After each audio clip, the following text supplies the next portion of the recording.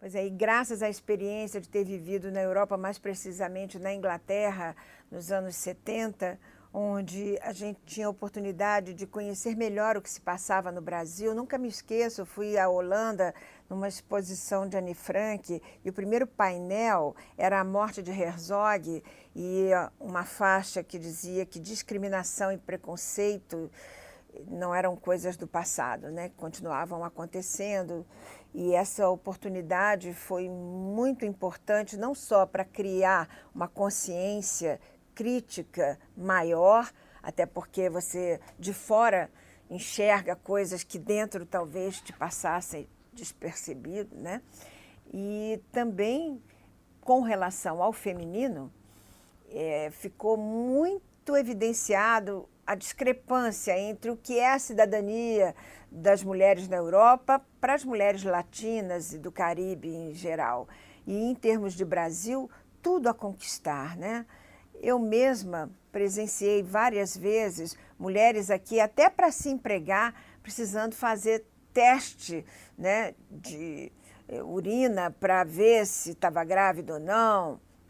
Eu mesma, quando entrei na emissora, desconfiava que eu não fosse passar porque eu tinha quase certeza que eu estava grávida. Então, essas coisas limitavam muito a atuação da mulher. A maternidade, perversamente, não era entendida como uma obrigação do Estado, porque, afinal de contas, as mulheres estão aí emprestando a barriga à conservação da espécie, né?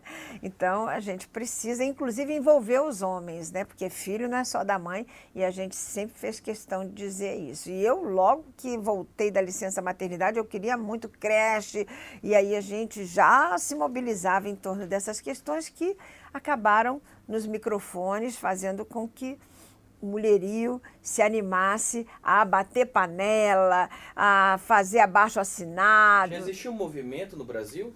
Sim, mas é o tal negócio, um movimento muito mais acadêmico. Brasília mesmo tinha o Brasília Mulher, onde algumas professoras da Universidade de Brasília discutiam o feminino e o feminismo, não é? Então ainda era uma época de reflexão, não era uma época de expansão e mobilização. E foi por isso que o Viva Maria foi crucial e pioneiro nessa sua função de levar as mulheres para as ruas, né? De estar na rodoviária, e a gente fazia programa de lá, e denunciando sempre a violência, que foi um marco, assim, foi, digamos assim, a questão que, durante todos esses anos, pontua a programação do Viva Maria, né? Mas naquela época, com a morte daquela universitária Thaís, na UNB, tudo isso criou em nós um desejo de ganhar espaço, não só na mídia, mas nas ruas, para clamar por uma delegacia especializada de atendimento à mulher, não é? Por uma política pública que, através de um conselho ou mesmo de um ministério, né, pudesse nos dar condições de fazer escoar essa questão que é tão dramática, né? Que é justamente a violência. A gente precisava ter um espaço seguro de denúncia e o Viva Maria muitas vezes foi isso para muitas mulheres, né? Então, fosse no campo da violência, fosse no campo do trabalho, fosse no campo da maternidade, fosse no campo até das nossas emoções em relação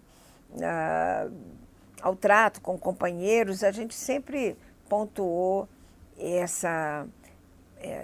essas matérias na programação do Viva Maria.